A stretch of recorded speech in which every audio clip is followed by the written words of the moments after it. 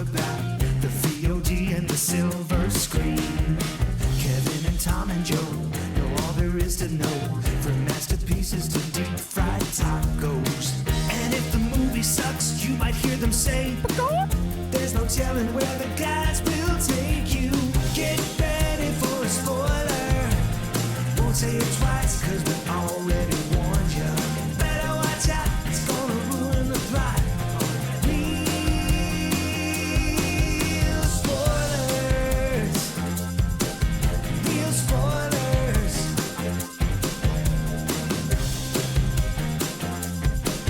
Real spoilers.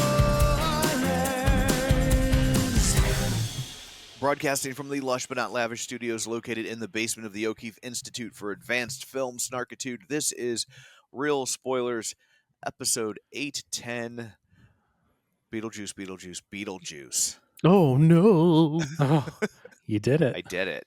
Let's hope we don't I get don't that care. movie. I'm not scared of a fictional character. of a fictional character. Yes. What if Candyman shows up? That would be terrifying. He would be very confused. He'd have some explaining to do because I didn't say that. Yeah, he just shows up. He's like, "Hey, man, Yeah. can we do this again? We can do this again. I'm right? available. Yeah. Available." Have you guys seen Bloody Mary? I've been looking for her. So let's go around the virtual table and everyone can say where to find them. This is Joe. This is Kevin. And this is Tom. So before we dig in, let's knock out some shameless plugs. Don't forget we're available on Apple Podcasts, Spotify, iHeart, TuneIn. Wherever you find a podcast, you can find us. While you're there, be sure and follow us so you never miss an episode. Maybe leave us a review. That's super helpful. You can also find us on Facebook at facebook.com/real spoilers. While you're there, like the page, join the group. It's called the League of Show Sharers because we are hoping you will be kind enough to share an episode. People who were kind enough to share an episode last week include Chris Valls, Travis Tewitt, Thank you. Thank you. Ron Johnson. Oh, sorry. I was just thanking them. I'm sorry. Ron Johnson, Tammy Lynn Powers Betts, Chris Magic Man, Tom Dowdy, Julian Jordan, Gabriel Lugo, Dustin Ayers, Richard Krotzer, Taylor Ward, Heather Sachs, David Rojas, Colby Mack, Edit Photo Gamer, Mike and Oscar, Nostalgia Cast, Binge Movies, Ryan Terry, Geek to Me Radio, Ronnie Castle, In Session Film, and Dan Buffa. So thank you very much for sharing an episode. We greatly appreciate it. You can also watch all of these over on YouTube at youtube.com/@real spoilers. How about bit.ly or bit.ly/real spoilers? Oh Man, my that's God. more annoying. All right. I tried. And then we're patreon.com/real spoilers, where for $5 a month you get all sorts of bonus content and we like you extra. So there's all that. Let's dig in to Beetlejuice, which is perhaps the second greatest sequel title of all times. Curly's Gold. I think that's genius. Really, really good choice on the title. Agreed. What's the first one? The first one, I think, and boy, it's real close, is there was a horror comedy also from the 80s called House. Oh, House and 2, the second sequel story. was House 2, the second story. And I was That's pretty good. like, that's pretty good. Like, Yeah. credit where No, credit is due. I mean, I think that might be the For only sure. good thing about that movie. But I was like, that movie's crazy pants. Were there bananas in that one? Maybe. I think the first one had Norm from Cheers, and the second one Yes. had Cliff Clavin, right? That is correct. And then that is Was correct. it the first one that had Bull from Night Court? It was like they were just scooping everybody up from Thursday night. I think it's the NBC second one sitcoms. that has Bull from Night. Is that what Court. it was? Okay. I think so. I know one of them has Richard Mall. Yes, So. you're right. You're right. But So this movie, I'm just going to tell you right now, it looks like Michael Keaton is having a blast. Looks like he's having so much fun in this Yep. movie. I had a great time with this movie. I just really enjoyed it. Hated this movie. it's funny. I thought this movie was fun, and I thought it was really and I entertaining. agree yeah. that I felt like everyone was there because they wanted to be. Like this. Yes, I agree with easily that. been I a don't cash disagree grab. with that. And I felt like every cast member was dialed in. I felt like I felt like Burton was dialed in. My only complaint is the script does kind of feel like it might have been 5 different scripts at some point, and Yeah. they were kind of stitching them together. But But like Tim Burton gets to be Tim Burton again, Yeah. right? We haven't seen Tim Burton be himself in a while, and this movie felt so gross and like I don't know. It seemed like he was having so much fun doing that old stuff I again. really love the fact that like they didn't shy away from making it weird when you get to like the weird Beetlejuice baby and like Oh yeah, there's all the blood and the cake and the goo, the green there's just ooze everywhere. lots of just weird kind of choices that if it wasn't already an established thing, I can't imagine a studio would have let them do for this kind of money, Sure. you know? Yeah, but it's like this is Tim Burton, so for him it's not weird. It's like, oh wow, this is Tim Burton, and this movie is all based on nostalgia, right? Like the '80s Beetlejuice movie. I grew up watching it. People my age, Sure. Joe's age, Yeah, I'm oh, sure, yeah. have been wanting a sequel now. I No, mean, we're talking about no. 3. Well, but they've kicked around ideas. You had the great cartoon series. Yeah. You had the Beetlejuice Goes Hawaiian comedy, sequel idea that Didn't we say enough in the first one? Must we go tropical? but 3 decades that we've been waiting for something to happen. And so I just feel like this movie is like people that want Tim Burton back, want Michael Keaton back. And like we said earlier, no one's phoning it in. No one's just cashing a check here. Like it's great to see them there and wanting to be there for this. Man, I did not get any of that. I do think I agree about Michael Keaton. I think that he was having fun being back as this character, and obviously like he doesn't need the money, right? No, like, absolutely not. So you know what I mean? Like he's happy to return to this. Well, I think it's interesting to see him return to 2 of his probably most iconic roles, right? In the last 2 years. Obviously, we got him back as Batman forever, which wasn't going to be short-lived, but then it turned out to be short-lived. And then obviously this. I mean, I can only hope for a Mr. Mom sequel. Like, give me a Mr. Mom sequel where those kids are Grandmom. That Mr. Grandmom, like where those kids are in college. Because sadly, I don't think Terry Garr is up to it. No? Yeah, no, she has MS. She's I didn't realize that. Oh yeah, for years. But I think the last couple times I've seen pictures of her, like it looks like it's really having a rough toll. go. And then of course Martin Mull is dead.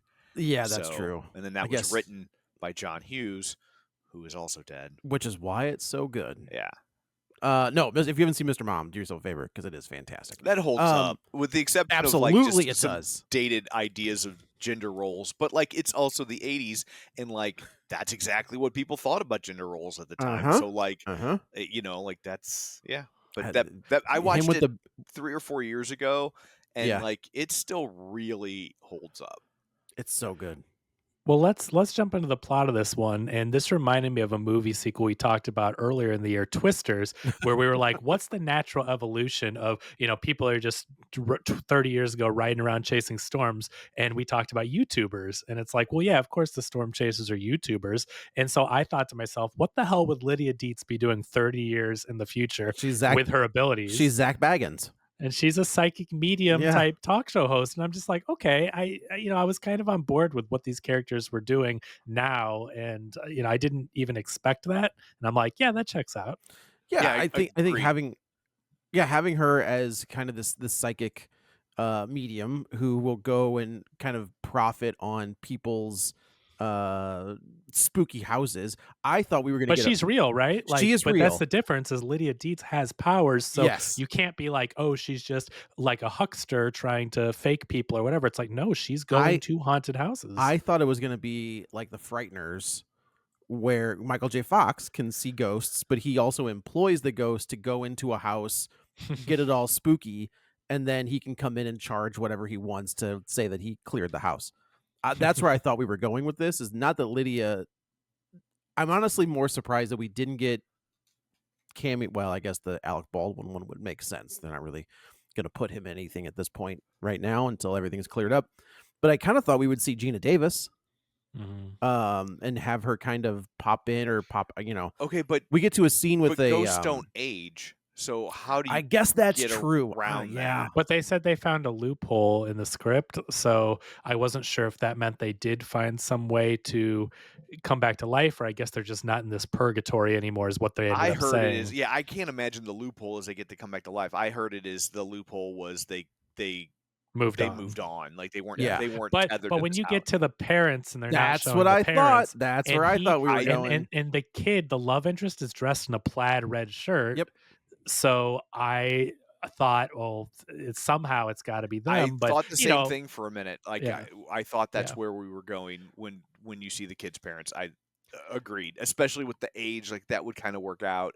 Yeah. You know, Yeah.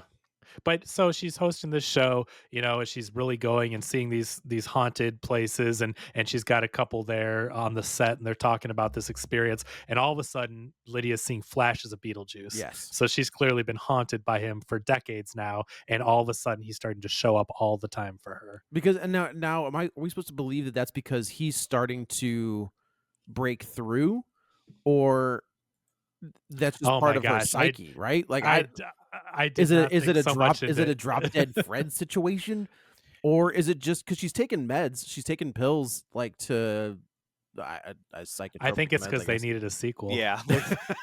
If they hinted as to why, I Yeah, completely missed Well, it. because it's a valid question, but I didn't even think twice about that, Joe, I because think I that don't he know. says something to the effect of like, I'm trying to, we know that Monica Bellucci's in this movie and she is Beetlejuice's first wife, which is weird because we get a Beetlejuice origin, I think, Mm-hmm. is Yeah, what that Sorts, is. yeah. sure. But my problem with this movie is A, I don't like Tim Burton. B, I don't like Tim Burton to a certain point. How about that? We've got Like, another Deadpool I- here. We should have had Matt on for this one. Jeez. like Sleepy Hollow is like my cutoff for Tim Burton. Like Okay. everything pre Sleepy Hollow, it's fine. Everything post Sleepy Hollow is not fine. Like I don't like any of it. So this feels like, to me, as I was watching it, I'm like, this feels like an episode of the cartoon. Okay. And it just like, maybe it's because I think that original one is like on the borderline of being very creepy and scary, but Oh, yeah. it walks that line very well. This one just kind of leans into the goofiness, and maybe I just wanted a little more not goofy, right? And I don't, if I'm wrong, how long until we see Beetlejuice in that first one? Maybe that's the other thing. I heard Michael Keaton signed on to this one saying he wanted Beetlejuice to basically be in the same amount Yeah. of screen time, because obviously he's the star of the movie. Sure, of course. But he actually only has like 12 I minutes mean, of screen he's time the or something title crazy like character that. of the movie. I don't know that Right. I call him the star of the movie. But it's also one of those performances that's so memorable that he's like Hannibal Lecter, right? Like in Yeah, Silence that's a of the great Lambs, point. Yeah. that it's like That's what I mean. Like, Yeah. like you come for Beetlejuice, but at the end of the day, he's really not in that much of the right. movie. He's in And he has so 17 minutes of screen time 17 in the In original this film. one, or okay, And I think in this one, I don't think it's much different. It might be like 22 Right. that's or so something. strange. But yeah, he had two sticking points. He was like, one, you can't make Beetlejuice like the star of the film, and he's like, the screen time needs to be roughly comparable. And two, he wanted the effects to be practical. He didn't want to CGI all the weird little claymation puppets and whatnot. And I thought it looked so good. I loved seeing all Oh that Tim my Burton claymation God. stuff again, the blood, Yeah. the gore. Like I don't know. I thought it was The a scene blast. when his eyes come bulging out of his head, like Large Marge, was all CG. That thing was all. There's no way that was practical. That looked too bad to be practical that effects. I don't. I mean, it is what it is. I'm I'm not saying that there it are looked no bad. CGIs. Obviously, when they're stretching Yeah. the social media influencers' faces at the end and stuff, Yeah, like, right. that CGI. But I think it was like you can't just do it all CGI. So I mean, I think most of what we're seeing is practical, especially You think when we those- get the those sandworm and stuff like that. Oh, see, I just think that looked like a CG effect to make it look like I don't know. I'm just his. I mean, I'm not saying it Yeah. wrong. I just think, I like, think to it me, looked just like. I think it looked just like Tim Burton stuff. And if you don't like Tim Burton, then that obviously well, I don't like is- Tim Burton post, like, because I do like the original Beetlejuice. I like Pee-wee's Big Adventure. Yeah, obviously Batman. Sleepy Hollow, I think, is a super underrated movie. I think Sleepy Hollow is a lot of fun. But why do you feel like, to me, this felt like a proper Beetlejuice sequel? I feel like we I got everything you'd want. What made it not work for you? To me, it felt it had like a Hollywood sheen to it. It didn't have, like, Beetlejuice and doesn't have, and maybe that's, I was actually talking to Jason from Binge Movies about this. Maybe that's just the way movies are made now. Like, He probably didn't shoot on film. That's the that's thing. that could be. It's You're very 100% hard to right. capture that aesthetic. There was a movie recently that came out, and the first opening title, this person was like, I don't know, it's getting some crap and some praise that it said this was shot on 35 millimeter. And, people were talking about it because movies aren't shot that way anymore. It's a big deal. Yeah, for sure. If this were shot on film, I believe we'd hear about it. And so I agree with you, Joe. If there's one thing that I didn't like, and I really enjoyed this movie, but it did not feel like Batman and Beetlejuice and Sleepy Hollow, it did not feel as lived in of a world as we give Burton so much praise for, Sure. where he creates these things like you see Gotham and it feels like Gotham, and Beetlejuice, like it does have that creepy, grainy, dark and gritty feel to it. We're This one, kind of skipping over Edward Scissorhands, but that also, to me, that had its own. Edward yeah. Scissorhands has the yin to Beetlejuice's yang. Like, I think both of those movies look similar, but one I feel like is super dark, like lighting wise, and the other is obviously very bright and pops. Ed Wood is another one that I think is a lot of fun.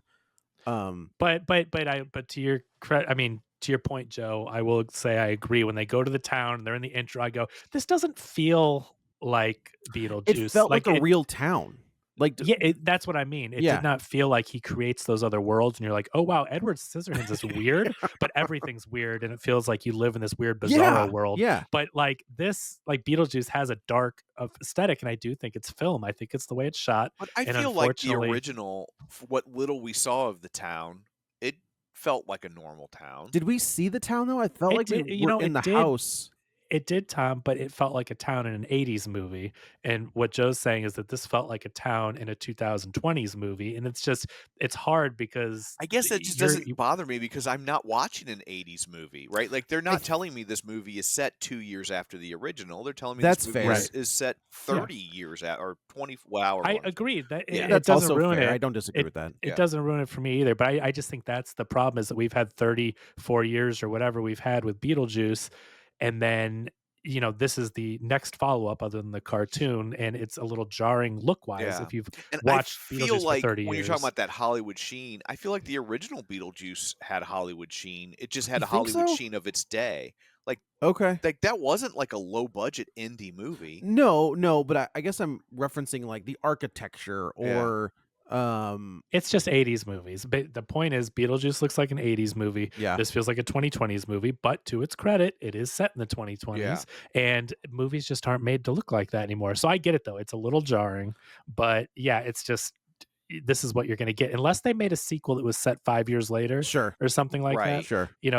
That would be a little different, where you'd say, oh, that doesn't look like it's set in this time period. I guess that's true. I was thinking of, I just rewatched Maxine the other day, and I think one of our non-complaints about that is it looked like an 80s movie. Right. Because it takes place in the 80s. So the way he filmed, the way Mm-hmm. Ty West films that, it does make it look, it's got a little bit of a grime to the filter, right? Because I'm sure he didn't shoot on film, but there's a filter across Looked that really movie. good. Yeah, it looked fantastic. So maybe if you approach it from that angle and you think, well, this takes place, and it literally says 2024 at the bottom of the tombstone, right? So like it is modern day. I did want to address that real quick. I said the way they're going to get back to the house is they're going to have to kill Lydia's dad, because there's no way for sure they're going to put him. They're going to put him on screen at this point in that piece of shit's life. I'm surprised how much of his likeness they used on screen. You. I was a little bit surprised. Shocked. But to be fair, the way they made him die and so clearly made it as terrible and ridiculous as possible, and hide his face. Keep being like, and hide his face. Yeah. Oh, and his voice. He fell.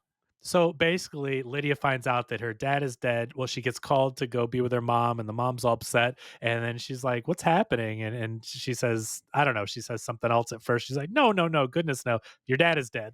And like, she's like, "What? How'd he die?" And they go to this Tim Burton-y claymation looking thing. And the guy's going bird watching, and he's in a plane, and the plane crashes. Oh my God, he died in a plane crash. No. He landed in the water. Oh, okay. But he was okay after that. Yeah. No. A shark came up and ate him. Like, they just kept making it worse and worse and worse. And I thought that was hilarious, because that's clearly a wink and a nod. Like, yeah, we're making this guy die tragically. And then when you see him in the afterlife, he has his whole head is bitten off like a shark. Yeah, bit him, and it's like blood's even his coming out torso, everywhere. like his shoulders are gone.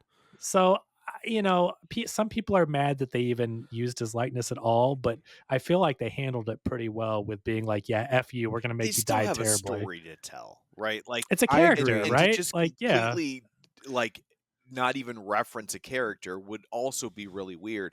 Now, by using his likeness, I'm assuming he's still getting some sort of a That's paycheck. kind of, to me, I can We see the outrage for that. we have to hope maybe there's some kind of clause they snuck into the first one. I You don't mean know. like Maybe this. you mean like how they cast friend of the show Jeff Weissman? Well, I mean, As- Well, that's no, that was precise, not in the. but that's That was not. precisely why he's probably getting paid, right? Right. Is Yeah, because they did yeah. that to Crispin Glover, and then they changed the rules so you can't do that to people anymore. So, like, he is probably getting some sort of compensation, but I would also say it's probably minuscule compared to everybody else. what he would have gotten It's had he actually been in the movie. Yeah, It's yeah. probably a minimum. Yeah. Like he's probably getting a SAG minimum or something, Yeah. which so like, I get it. That part sucks and we don't actually know the details of that. But the point is they couldn't have him. They wouldn't want to have him. We wouldn't want to see him. So they make him die. That's the whole reason they go back to the house, like Joe said, and they don't actually show him in live action. There's a claymation version of him. Is there a There's, picture of him on the tombstone? Yeah. There's a picture of him on Yeah. the tombstone, but it still looked kind of CG-ish to me. I don't. It didn't Well, look. I don't know. the there's- tombstone though was like a translucent Yeah. thing. So like, like when somebody does a picture inside of a glass paperweight. So Right. like etched or that, something. Yeah. that could be part of why it looked weird, but that could also maybe be part of why they made that choice was just That's what I'm To saying. make it So look weird. to minimize it, like soften it as much as that's possible. exactly. You never see a live action photo, and he certainly isn't in the movie live action. So I think they made those choices to try to not directly show him. And, for an internet lingo, the man Jeffrey Jones is a PDF file. So Is that really what they say?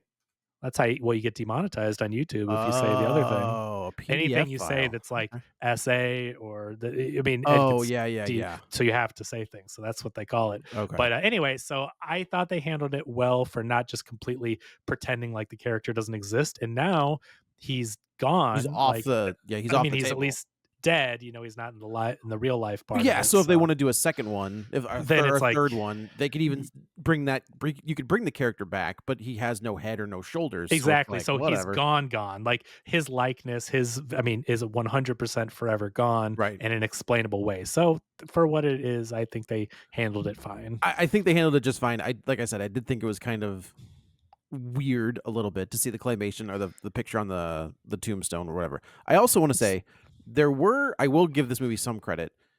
Yeah.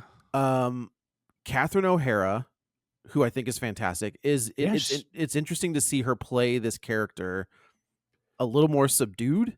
Like she's not as wild, I think, Yeah. in that first movie, she is wild.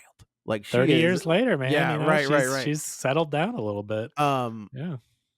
So, But she's there to play too, just like Keaton. That's oh the yeah, thing. yeah. Catherine O'Hara doesn't need the money either, right? No, Like none she's of had none of these people do. a wildly Maybe successful Justin TV Theroux, show. but Yeah, but he's there to play. You know what I mean? Like he was there, Oh, yeah. hamming it up. Every single person. I mean, I think that's what Tom said. It's like every person is there having fun, and it's not one of those movies where you're like, "Geez, they sure are having fun. I wish we were." Right. Sometimes It's not That was me. Cannonball Run Sometimes- 2. Yeah. yeah, where it's like, "Oh, great, they're having fun," but like, "Geez, good for them." It's like I don't know. I'm like I was there with my big popcorn bowl. You know what I mean? Kicked back, just enjoying the heck out of it. sandworm popcorn bowl. I know. I see it. Sandwich popcorn bowl. But I to that point, I feel like everybody that signed on for there was no risk involved here. Like I think that this movie was gonna make money, right? And whether it was good or whether it was bad, it was gonna have a pretty big opening weekend. I don't think anybody was at risk. Everybody had already, I think, are pretty much I think are bulletproof. I don't know, You man. Think that- I think that's a stretch too far. Anything you can say that about anything, Joe. When we say a Batman and a Superman movie will come out, Right. that's fair. sorry to. I mean, That's you can true. say that about anything that you think is bulletproof, and then look at all the things that fail despite themselves. So Indiana yes, Jones. yes, those Did are that one horrible. Did that one flop? Oh yeah, The last one? that made no money in theaters. Oh, It was wow. terrible. Yeah, I it was mean, good. it So, had huge gross because it's Indiana Jones, but Right. as a budget. but its budget was so high that Yeah. like it tailed off very quickly. Sure. I don't think this one will. I think 110 million opening, we should say, domestically. That's pretty impressive. Huge in September. Yeah. Yeah. And again, going up against nothing. yeah. And I think next week it's got like a horror flick going up against it, but it's not that big of a deal. Yeah. And- right? Hey, Joe. What? Indiana Jones 5, Indiana Jones and the Dial of Destiny. Yeah. Total budget 387.2 crazy. million. They lost 134 million. Did on they it. really? Mm-hmm. I like On an Indiana Jones movie. Yeah. That was a good So movie. anyway, the point is, Joe, I get what you're saying. Like, now that we've seen it and it ended up being good, guess or that's most true. people enjoyed it, you could be like, oh, well, I guess it always was. But it's a Beetlejuice sequel 35 years after the original. There's no sure thing with that. Yeah. There's no way. So so we should say that the whole family now. Lydia has a daughter, and she is very much Lydia from the original movie. Like I think Jenna Ortega has a first look deal on any dark and moody teenage role. Can I think get that that's role in just- Scream? Yeah, Yes. she Can I needs get that to- role in Wednesday? She Yes. needs to do something different now. Yeah, she is gonna. But- she's gonna pigeonhole herself real But in an fast. interview with her, like, if you watch interviews with her, she actually does talk very monotone and down. And someone was asking her, so when did you become that way? And she said, well, when I was younger, I used to be bright and bubbly doing commercials, but then I just kind of got like this, like that. She's made that her personality. That is So literally she's how doing she, what Aubrey Plaza does. yeah, she does interviews like that. I mean, and she's obviously getting all these roles. Like, so it could be a little bit of like a Kaufman-esque type, you know what I mean? Like maybe it is or Larry the Cable Guy. She's kind of living this persona, and I don't know if she will change what she does. Her character in Scream is very different, right? Like she's not the Wednesday character, but I feel like she hit with Wednesday, and that was it.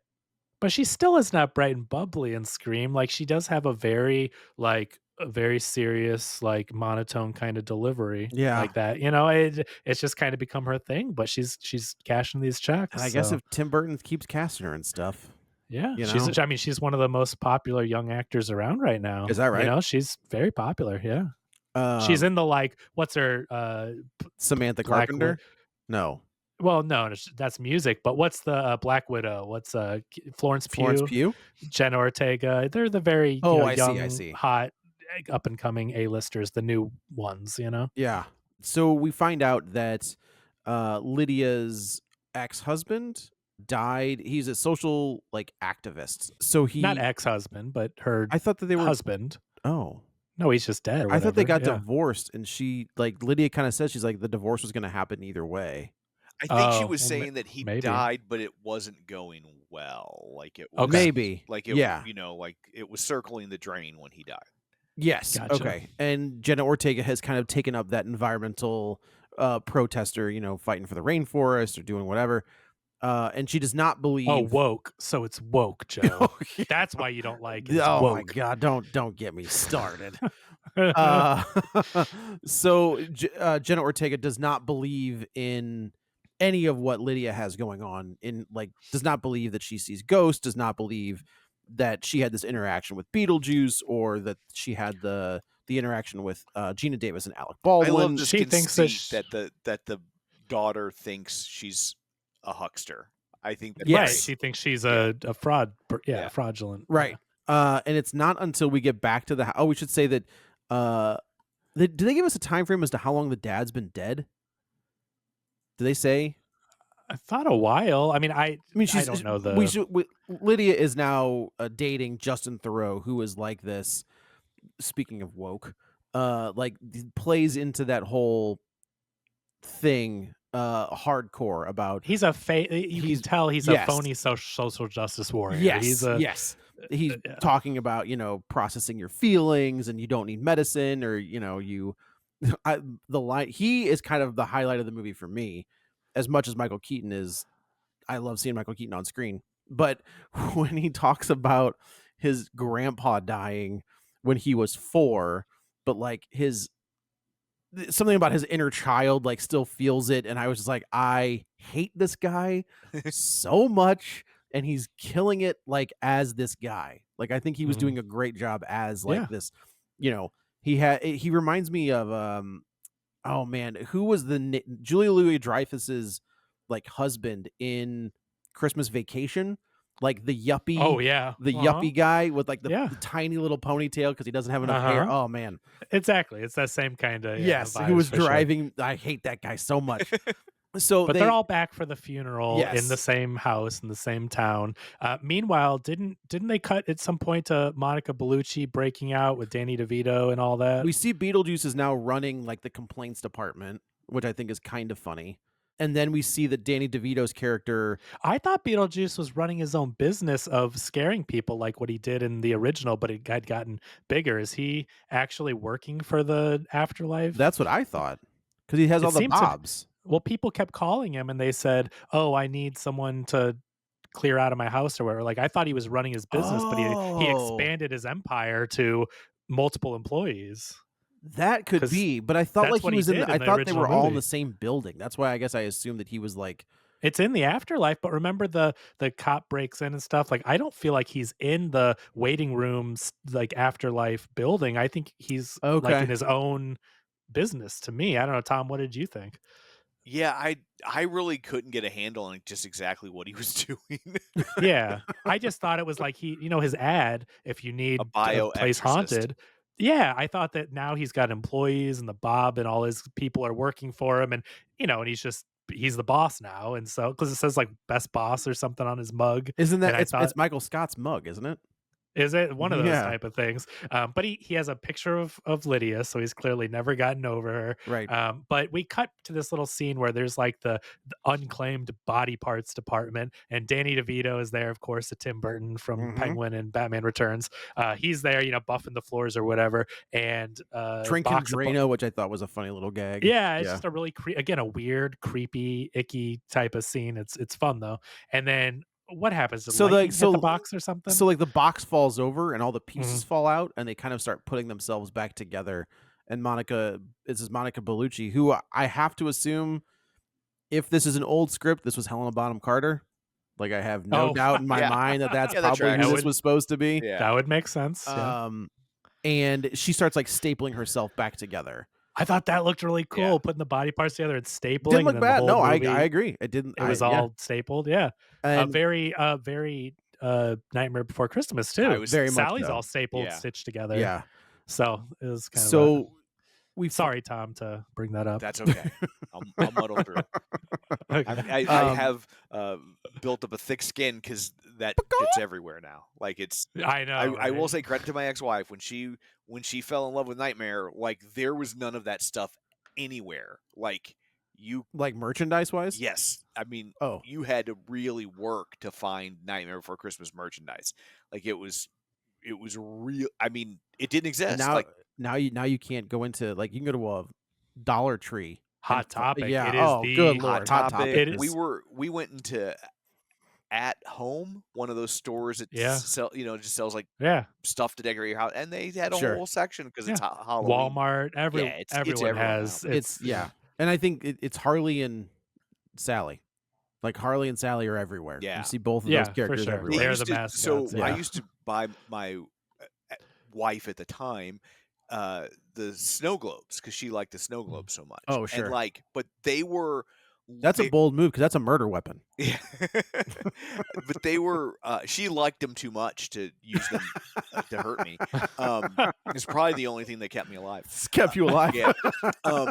But at the time, like they didn't mass produce them, and Disney had a website called Disney Auctions, Sure. and they would do a run of like 300 snow globes, and then the 300 highest bids would get a snow globe.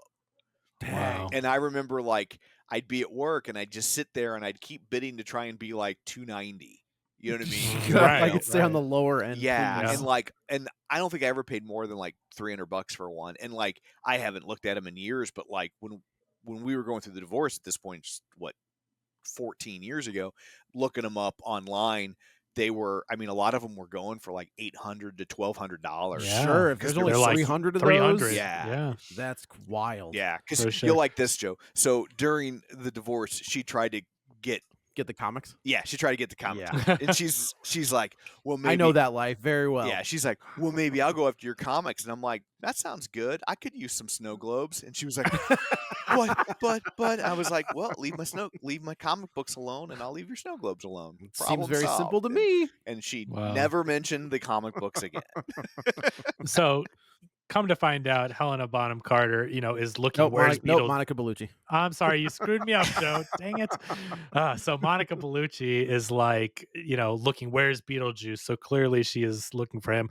Spoiler alert, flash forward, we find out that they actually were a couple. It was a very short-lived marriage. She was a crazy cult leader and wanted to sacrifice Beetlejuice when he was human. And so she ended up poisoning him. He ended up, before he died and got poisoned, split her in half with a shovel or something. Chopped her up, it looks like. Chopped her up into pieces, I guess. So that's how they both ended up dying. Right. And so now she wants revenge, but she's still kind of, I guess she wants to sacrifice him or something. She's trying to finish. Well, she's trying to finish what she started. Yeah. Well, she's it's pissed whatever. that she ended up dead is really what it comes down to. Exactly. Yeah. So we get that little flashback. This is out of order, but that's what it close ends up enough. happening.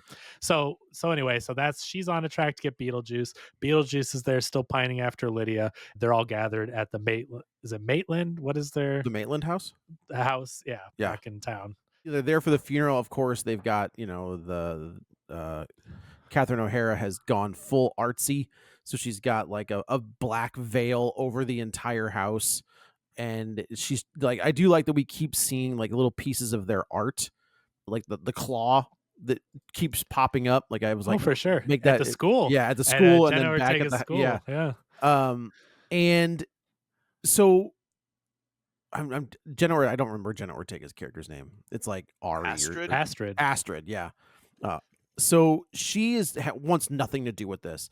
So she goes and takes off on Lydia, what looks like Lydia's old bike, rides through town, and should have been Pee-wee's bike. I mean, that either way, yeah, that would have been great. But this was funny too, because didn't they? You've seen this before, where it's like head fake.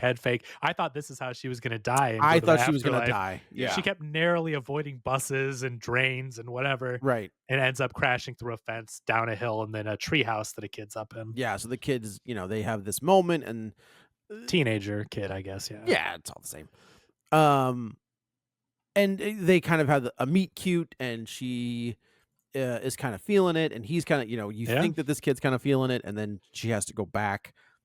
They talk about war and peace, or they're intellectual. Yes, they're kind of they're both kind of moody and intellectual though, and it's like, wow, you're on my level. I can talk to someone.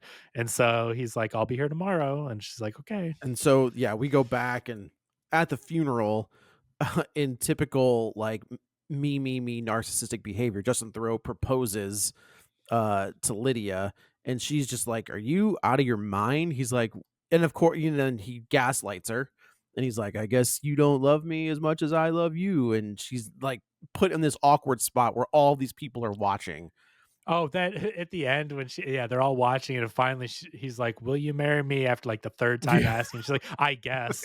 And then he's like, she said yes. Like it was a dark comedy, the Tim Burton-esque dark comedy, and I thought that was pretty funny. So we go to Bern Gorman is the father, the like Catholic priest that's who's there. Super weird.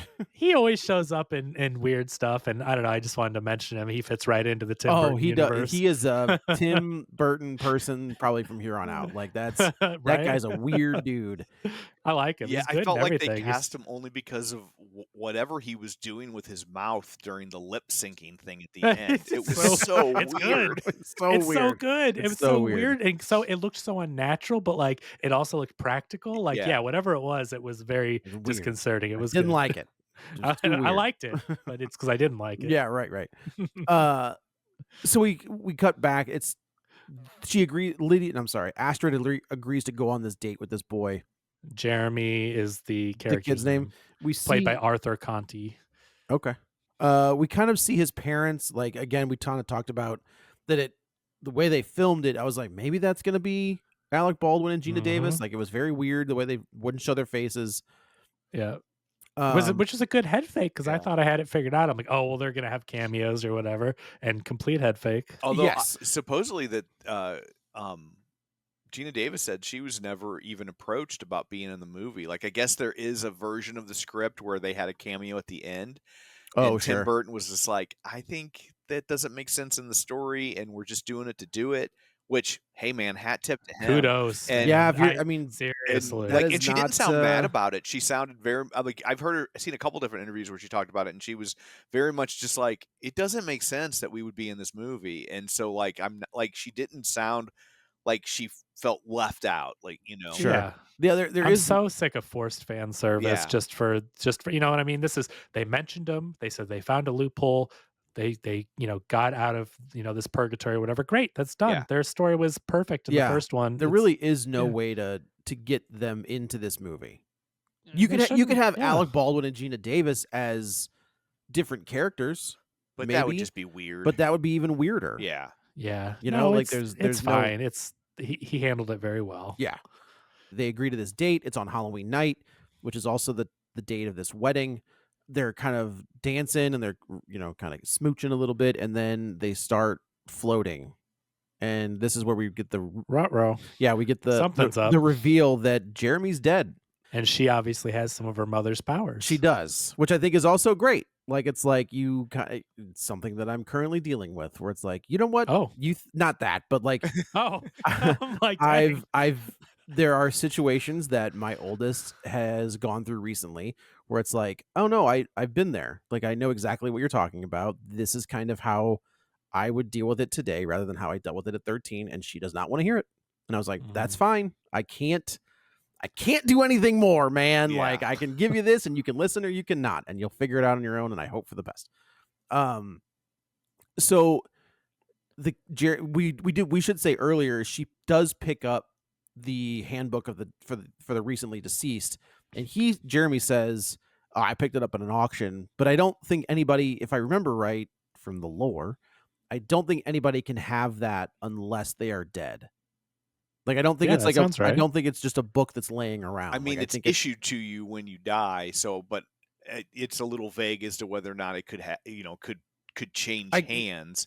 Yeah, I guess they could get it Right. from the Maitlands. Yeah. Right. Or you could get Yeah. it, I mean, it was around in the house when the Maitlands had it, but then again, it's like Lydia, of course, could see them. So I don't know. Yeah, I don't know how that works. But it is a anyway, tell. It's a tell. It's a hint that Yeah. it's like he didn't just find that at a garage sale. Right. Right. And he kind of says, like, look, I can. Throughout this entire thing, Astrid is not pining, but like, she misses her dad and she wants her dad to come back.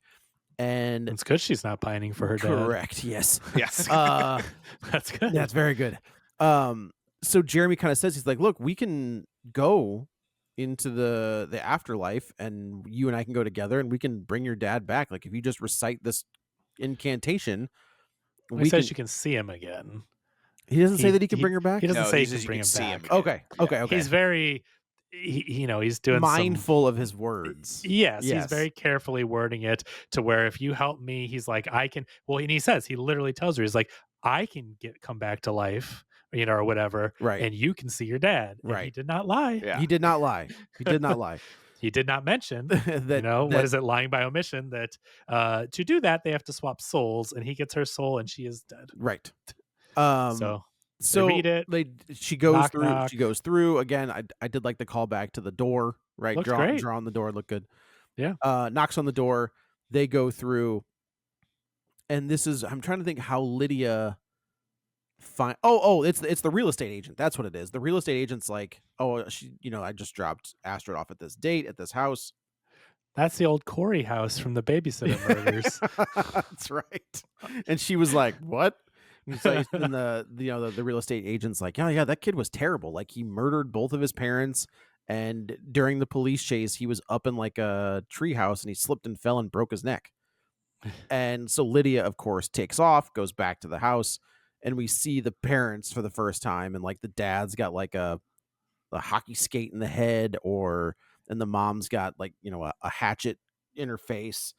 And this is where Lydia has to make a decision. The only way she can get back into the underworld is by reuniting with her ex-fiance. So she goes back to the Can I ask you a question real quick? So, Justin Theroux does not believe Lydia that she's seeing ghosts and all that. Correct. And basically, he's just trying to leech off of her. He thinks the show's fake, but it's his cash cow, all this stuff. I mean, spoilers, but he does have nefarious intentions. But anyway, he doesn't believe her. And he's like, there's no one here. You need to lay down or whatever. You're going through a lot of stress. And he says, whatever. He looks at the flyer that she finds there and he goes, Beetlejuice, Beetlejuice, Beetlejuice.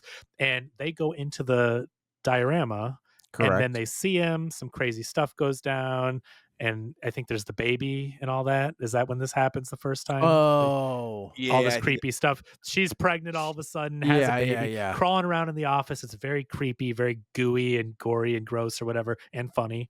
And then she says home, home, home, which I know she says in the first one, but haven't they already unleashed Beetlejuice by saying it 3 times? Like, why didn't he come out after that? I've always been unclear about the rules. It's a little, I will. Yeah, I would agree right. with But that. Yeah.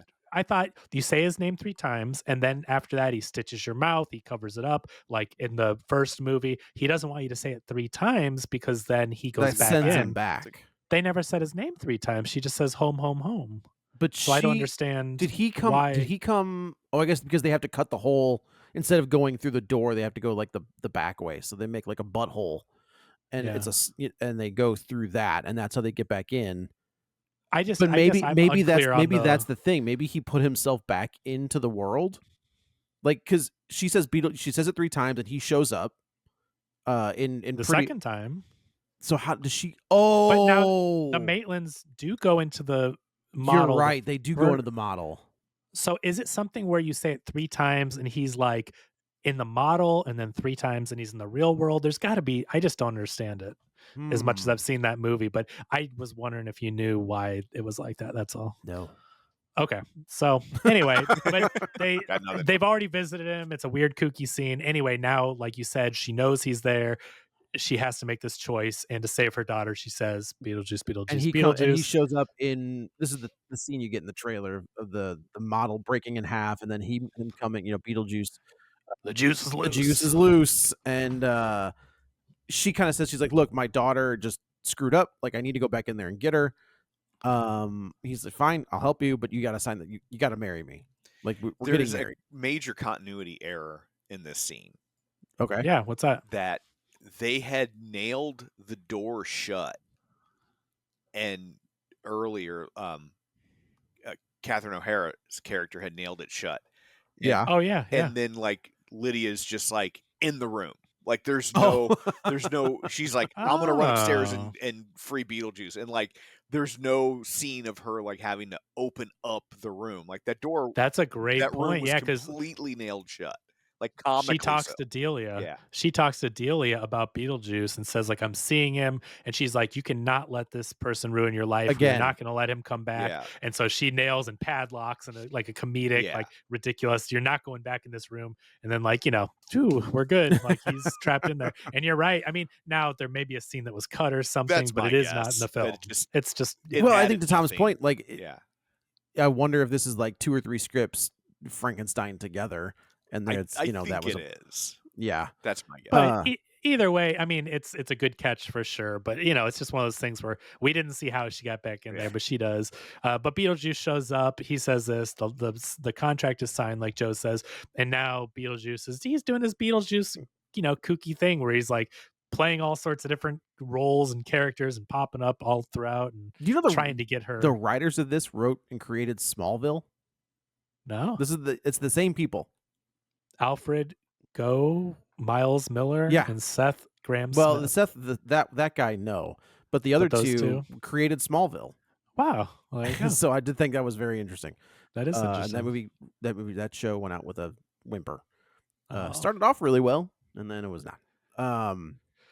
So they go back in, and now it's kind of like a race against time where we have to. There's like a passport. They're going through, and, the passport, the like immigration. Yeah. They're going through that part. Come to find out when they get to like the booth wherever you do the soul swap thing, he's like, yeah, I failed to mention that the way that I go back to life is you're dead. Right. And as they're in this spot, they run past a window and we see Astrid's dad, who is actively being chomped on by piranhas. And this is so Tim Burton, right? Like this is why I really enjoyed this movie.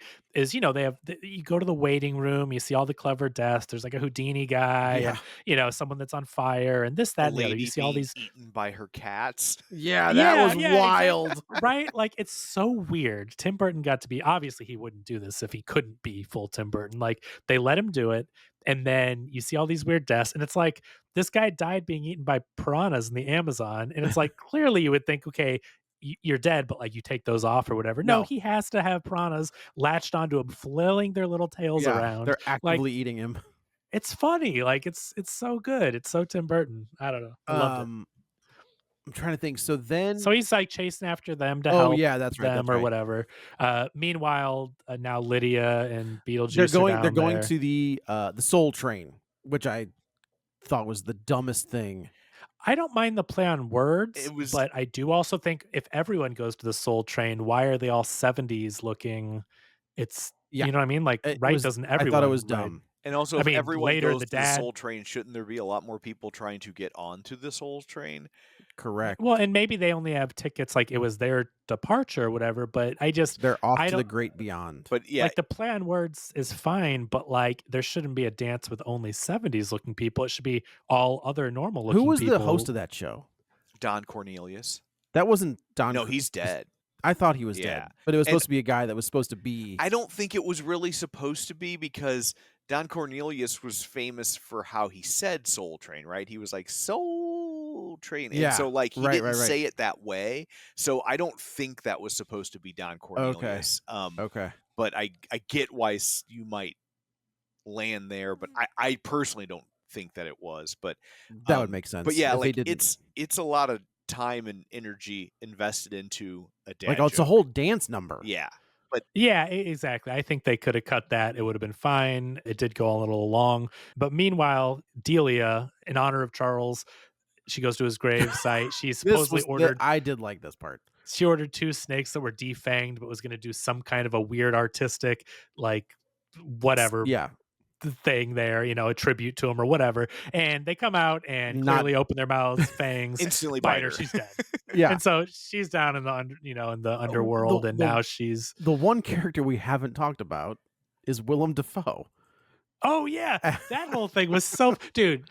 I will tell you what. Talk about people that are again happy to be there and having fun with it. Yes, I When agree he is completely. doing these lines and saying like cheesy. He's an action movie star who played a detective, and when he died, he became this underworld detective. But he has no training other than being an actor. Right. So he's like posing in front of the mirror, and he has this line that he reads with coffee cups, and he crushes it. And then you see there's a bin full of coffee cups. 'cause Well, he just what I think is great constantly- about that is it's very kind of like a film noir kind of thing where he's got like this bombshell of a secretary who's Yeah. constantly. It doesn't matter where they are. Like they could Yeah. be at a crime scene, they could be at the office.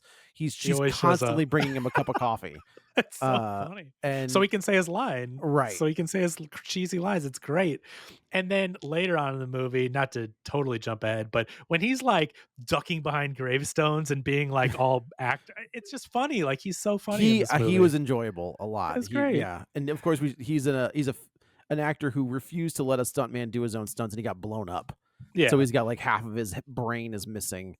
Yeah. Uh, And like in any other movie, you would look at that and be like, oh, that looks so cheesy or whatever. But in a Tim Burton world, Yeah. You can kind of it's accept just, it. it looks like what a Tim Burton weird thing would look like. Right. But anyway, his side plot line is he is trying to track down Monica Bellucci because she is killing everyone to get information and get to Beetlejuice. So Correct. he's tracking her down. He questions Beetlejuice a little bit, but Beetlejuice is basically like, I don't know. He tells the backstory. I have and to then- believe that dry cleaner who was wearing a Hawaiian shirt, that there it is. Yeah. it There has is, to yeah. be the reference to going Hawaiian. That was right. my Like oh, that's- too. Yeah. How could you not? Yeah, Right. I mean, it has to be in there, right? Lydia and Astrid are on the run, and Yeah. because they keep calling Lydia a meat sack because she's a living person and she's in the underworld and she can't be here. Mhm. So they're running around, and they end up falling through this hole. And of course, they land in the desert, and we all know it's in the desert in the afterlife, and it's the sandworms. The Dune sandworms. The dune sandworms, that's right. And as they're about to get eat, we see, and I did not think this looked great.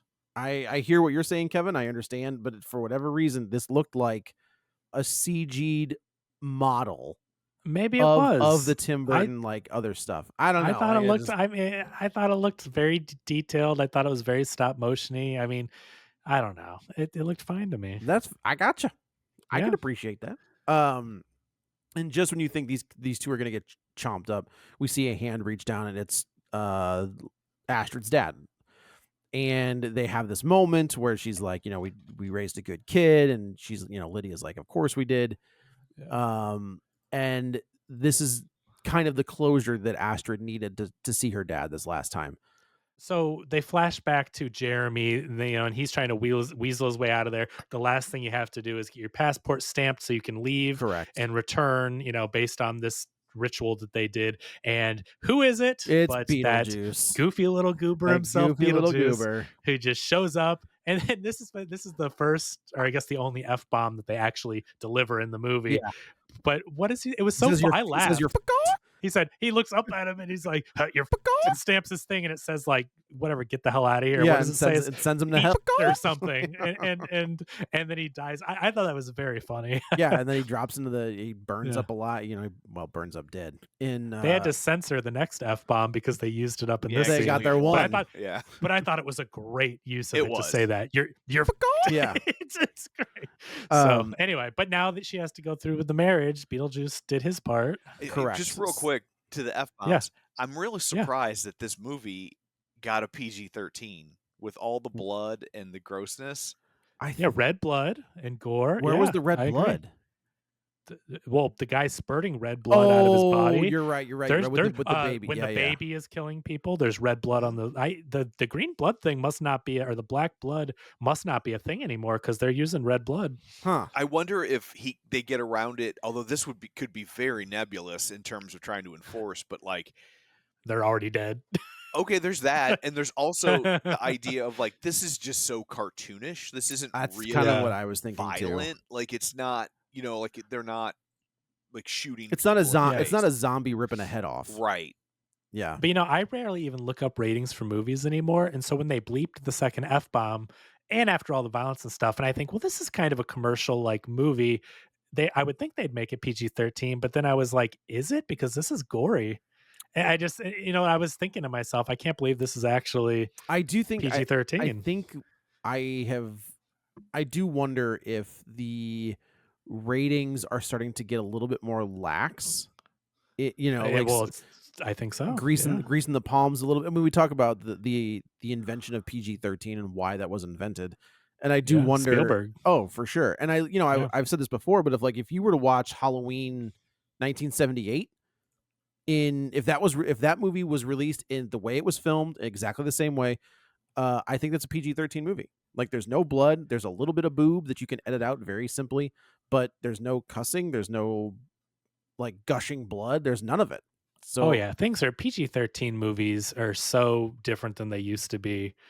Oh, they can really push the limit, and we've seen it time and time again. yeah. But anyway, so they go back now to the church basically, and they've got to go through the wedding ceremony, and we get a redo of the Deo. Yeah, I hated possession this scene. so much. What was the song? I didn't recognize the song at all. MacArthur Park. I'm not familiar with that song. It's the first time I'd ever seen it. It's a early 70s hit for some apparent reason. Okay. By Richard Harris from Camelot. Like you probably know him best as King Arthur in Camelot. Oh, And yeah, okay. and it's really just this weird dumb song, like someone left a cake out in the rain and I don't know if I can make it because it took so long to bake it and I'll never have that recipe again. It's just like it's like this song that's like thinks it's What? profound, but it's just dumb. And like it's You really, actually, Kevin, you probably do know a version of this song. The melody sounds familiar, because but Weird Al did a version of it Yes, called Jurassic Jurassic Park. Park. 100,000,000%. I know exactly, because now that I hear the melody Uh-huh.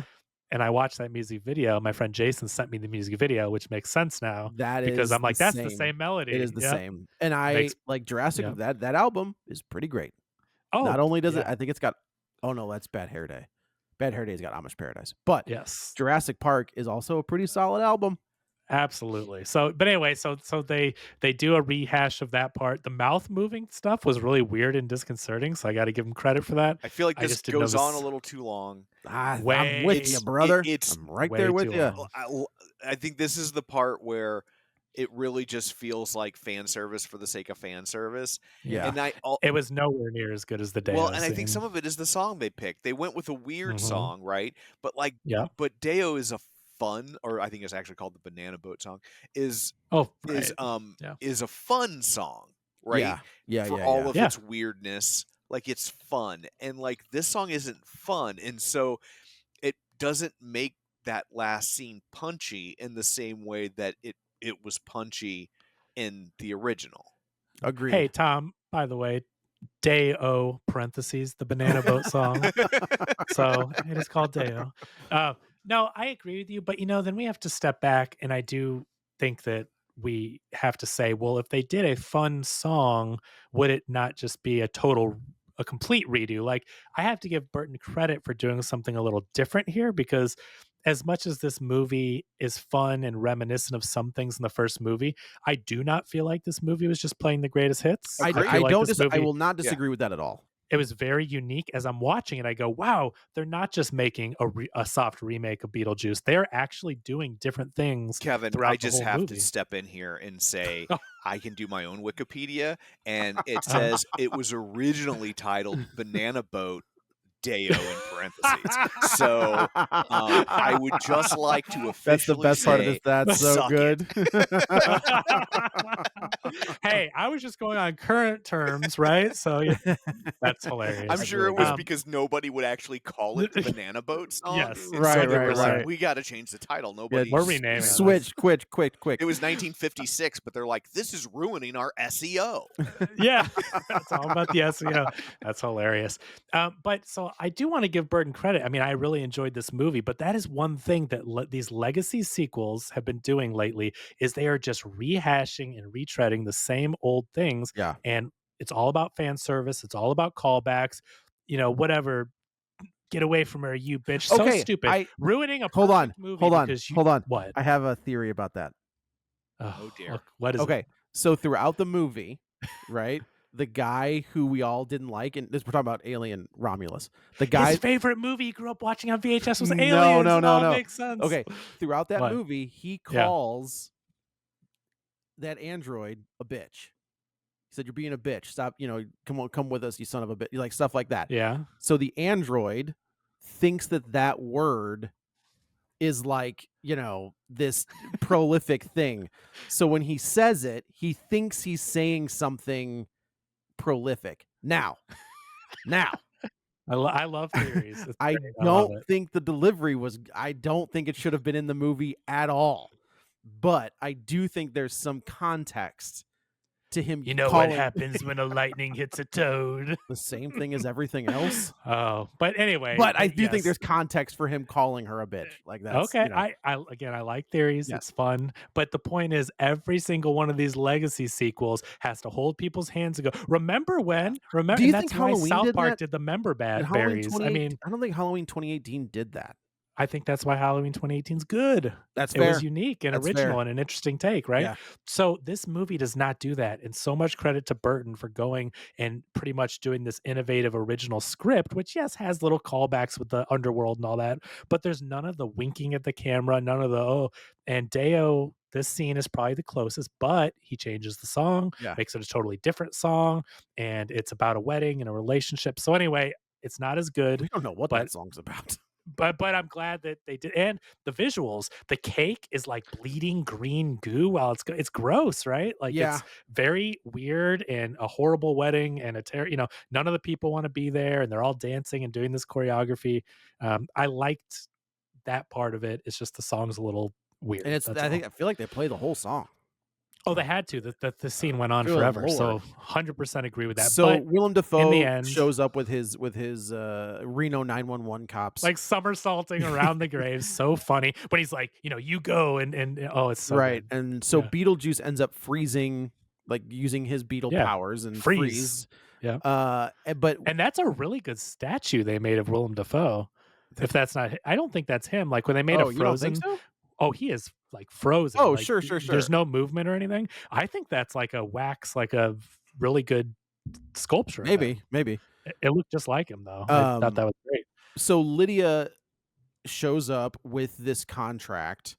Lydia's there I'm getting sorry, married, Astrid. right? Astrid shows Yeah. up with the contract and basically says that Beetlejuice lied about something, so the contract is null and void. And I do like that there's no argument. Like, she's like, no, you did this, this, and this, and according to section blah, blah, blah, blah, blah from the handbook, this makes it And null he's and just void. like, damn And it. like the whole thing just burns up, and he's like, God damn it. I like I that did too, like Joe, that. because Beetlejuice is a bad dude, but like he's a likable bad dude, and like, hey, they got him with a contractual stipulation, And he just he's like, accepts it. well, He's right. like- That's the funny part, because if Beetlejuice was this menacing and he's going to start murdering people and all that, It is. it's not what you're there for. You're there for him to get foiled and do goofy things. It is funny And to think, we've talked about this before with cartoons, right? Yeah. Like in the cartoon, Lydia and Beetlejuice are buddies. Yeah, Like, they changed it for they're the cartoon, they're yeah. friends. So, but it's like, you know, in that first movie, he was trying to make her like marry him and be his like unsuspecting bride, but now Yeah. in the cartoon, they're like, no. They're friends. Like, this is totally fine. He's a goofy little goober, that Beetlejuice. Yeah. And then That cartoon show is great. the cartoon It's show a is really very fun funny. And I did want to cartoon talk show. about, again, Tom, your favorite theater in all of Missouri, showed a lot of like merchandise. Mhm, And I yeah. forgot how much merchandise there was around not just the movie, but also the cartoon. That Like, cartoon it show ran was- for like 5 years. I think Yeah. like 4 seasons. It ran from like 1989, right around the movie, to like 1984 or something crazy Was it like any that. good? I 94? never Is that what you said? watched it. Yeah, It 89 to 94 or okay. something. Yeah, Yeah, it was. I mean, it was like a Saturday morning cartoon that was very. It was. I mean, the humor was very adult. It was think of something closer to like a, I won't say Clerks animated series, I would say but like Ren and Stimpy, yeah, it's a little more sophisticated jokes that or would go Rocco's over Modern kids' Life, head. kind of stuff like that. Rocco's Modern Life is the perfect. It's that kind, I think, where there was a little bit more humor for the adults that would go over kids' head, but it's still a But family just friendly. to think about Tim Burton before we wrap this up is the merchandise on Batman, the merchandise on Beetlejuice, the merchandise on Batman Returns.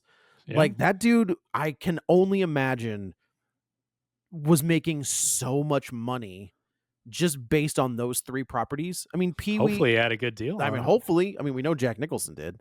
I've never heard of Tim Burton's deals on that stuff. But you're right, his properties, Those his 3, things he those 3 made properties, like right? Those are back to back to back, aren't they?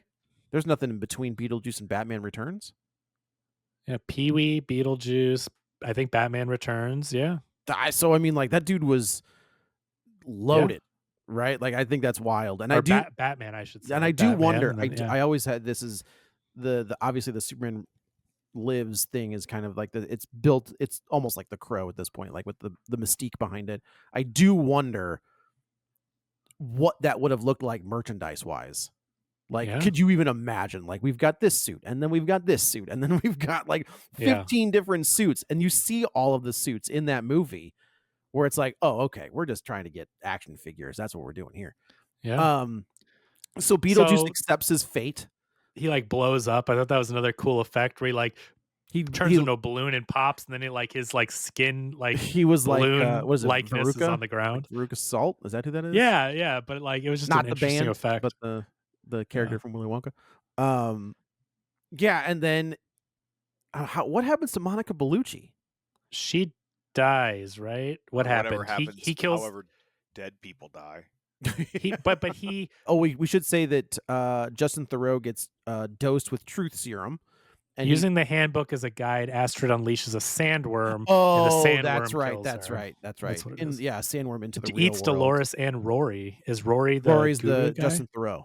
Yeah, so Yeah. the sandworm eats both them, and then I guess they're done for. That's right. But we should say that he gets hit with the truth serum that Beetlejuice gives him, and he just starts spilling his, not Admits it literally, but all, like yeah. lets it all out. That he, And Beetlejuice spilling his guts. That was another great gross effect. I did, Back and when Justin with the Theroux, baby and everything. Justin Theroux plays that pretty perfectly, where he's like Yeah. behind the couch and he's like trying not to heave and throw up. Yeah, but the guts were so gross that he's like pulling his guts Yeah. out. Like I loved all those effects.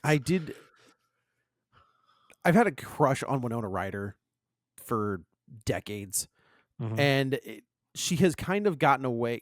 She plays like the mom in Stranger Things, but she's still Winona Ryder. But I Mhm. remember thinking in this, and I was like, oh yeah, like I absolutely had a crush on you for. Why was she wearing the schoolgirl outfit? I That was one don't of the more know. frustrating. That was the fan service where I go, why would she still be wearing a schoolgirl uniform from 30 years ago? I didn't I don't know. understand other than fan service. So that But even frustrated her me a little hair, bit. like her hair was the same, But okay, maybe which is she, fine. Like her hairstyle I- just didn't change. I can Like, accept that. I've had the But in same real hairstyle life- for 30 years. What there is of it. But Yeah. but I hated her in that outfit because it's like It does seem a little that gratuitous. the same clothing from 30 years ago, unless there was a line where they're like, "Oh, I got into my old closet. I didn't have any clothes." Like I wish that you could Indiana at least Jones kind is of still rocking that fedora and leather That jacket. fedora and leather yeah, jacket, but baby. he looks good in that though, Yeah. you know. Yeah, she looked good in the. I think she looked great. Well, Like that's the thing is it's like fine. you see I- it's what I'm saying is like you see her, and this isn't disparage anything, but like they definitely make her look more homely in Stranger Things. Right? Her hair is a little rag, or she just looks kind of worn out because she's raising these two boys by herself. And Sure, Yeah, she's a very single attractive woman. mother Yeah. who's yeah, who right. doesn't And have there's a lot of nothing money, and yeah, like correct. she's definitely frumpy and frazzled. And then you see her in this, and you're like, oh yeah, of course, like Heather's and all this other stuff, Dracula. But the last scene of the movie, so now she says she's ending her ghost house show, and then she flashes forward to like, oh, now Astrid is getting married to some guy they met at the Dracula tour. They're doing all these things that they talked about Yeah. earlier in the movie, and she meets a guy, she gets married, she's pregnant, she's having a baby, but then what baby comes out? It's that The creepy little Beetlejuice demon baby. baby. And then she wakes up in a cold sweat, and it's like Beetlejuice is next to her, and she wakes up from that dream, and there's an empty bed, but like clearly Beetlejuice is still haunting her, and they've got this connection. So they kind of leave it open to where they're always we gonna can bring be we can connected. bring the cartoon back. So Yeah, I think it's hard for me. Like, I did not have there were moments of this that I did like. I do want to preface that, and I don't like Disney movies completely. I try to find something that I enjoyed. So like there are bits and pieces I enjoyed. We should say Yeah. that Catherine O'Hara or Lydia's parents end up reunite. Lydia's mom, Delia and Charles, Charles have Delia was like heartbroken that Charles was gone, and they reunite in the afterlife, which I thought was very funny because Charles has no upper torso. yeah, he's just a shark bite up to his The chest. line, the line yes. that I did like from Jenna Ortega, where she was like, "Oh, I had these things," and Jenna Ortega's like, "They weren't devenomized, were they?" And she was like, "No," Yeah. and she just got like snake bites on her neck. Another really funny line. I like she's like, she's doing the thing where she's like, I'm rich and I'm famous. So like, this is a mistake. I'm not supposed to be here. And like clearly she is. And then later on, I think Lydia or one of them says, or Astrid, one of them is like, well, now that you're dead, the price of your artwork will go up. She's And like, she's like, "Oh." oh. And I just love that she's that type of person that would much rather have her artwork and her fame go up than be alive. Where Right. she's like, oh, okay. There's Yeah, there are so many lines in this from Delia that I don't know were funny on the page, but she makes funny. Catherine Yeah, O'Hara she's so good. is she's a genius. Yeah. She came into all of our lives in different points. Yeah. Like, Tom, when's the first time you remember seeing her? SCTV. Yeah, that's Yeah, what she's I thought. always been an it was- SCTV person for me. and Like it was that. Home Alone for us. Yeah. Yeah, this movie and Home Alone, yeah. Yeah, so I just think she's been, and now she's found this second life on Schitt's Creek. Like, it's SCTV was 1976, and she was doing comedy before that. I'm Oh, pretty yeah. sure, right? Like improv. Your first day isn't on the SCTV. Yeah, show, so right, yeah. So I mean so SCTV was almost 50 years ago, and she's been doing comedy. Yeah, so she probably was doing comedy for 50 years. She's a genius. She's hilarious. We all know that from Schitt's Creek. Oh, and yeah. you're right, Tom. She takes these lines, and even if it's funny on the page, like she punches it up just because she's her. Yeah. She's so good at it. Yeah, she's also fascinating. Like she was an SNL cast member for like 2 episodes, and she was just like, "Yeah, I don't think this one's for me. I'm gonna go ahead and jet." And That's so. What do you remember when that was? that would have been Is that like that weird time? first off, SNL is always a weird time. That's Two, true. I saw a preview for that movie. Looks Man, good. that looks I Jason great. hear good Reitman. things. Yeah. I love that it all takes place in 90 minutes. Right. We talked about this with biopics. I Yep. love when they take a slice Yeah. and just focus I'm on Yeah, that. don't really try to glad tell that us the it's just that history of night. SNL. It's just gonna Yes. feel Yeah, like a clip good show. luck. Yeah. Thank you. But I think she came in after the Like the mass exodus. I think she came in after that Charles Rocket cast. Oh, Like so like that's a weird the main cast. cast, the original cast leaves, and then they bring in the Charles Rocket and Gilbert Gottfried and all that. And then Yeah. I think after that maybe Okay. She hosted April 13th, 1991 and October 31st, 1992. She was offered to be a cast member on season 6 when Dick Ebersol became a producer. That's She the- lasted an hour as a cast member. She fought with Michael O'Donoghue. She left the show. okay. So it was even She less was than I cast member thought, for so- an hour. Yeah. 1 hour. Luckily, I guess one show. Luckily, Robin Duke was there to take her place. Okay, so it would have been Oh. that Charles Rocket cast because like yeah, Robin Duke was part of that. Robin Duke was one of the few people who transitioned from that cast to the Eddie Murphy Joe Piscopo era. Okay. And okay. Robin Duke, interestingly enough, was on Schitt's Creek. She was the lady that There you owned go. That's the, very like the okay. trinket store or whatever, or the furniture store or whatever. But yeah. Yeah. Yeah, that movie does look pretty great. Like I'm also glad that it's leading up to the premiere of the episode. Yeah. Like I like that.